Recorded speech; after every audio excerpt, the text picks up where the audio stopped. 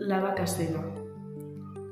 Topant de cap en una i altra soca, avançant d'esma pel camí de l'aigua, se'n ve la vaca tota sola. És cega. D'un cop de roc, llançat amb massa traça, el vailet va buidar-li un ull i en l'altre se li ha posat un tel. La vaca és cega.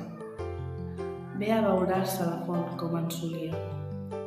Més no, amb el fren posat d'altres vegades, i amb ses companyes no, ve tota sola. Ses companyes, pels cingles, per les comes, pel silenci dels prats i en la ribera, fan dringar l'escallot mentre es pastura l'herba fresca l'atzar. Ella cauria. Topa de morro en l'esmolada pica i recula afrontada, però torna i abaixa el cap a l'aigua i veu calmosa.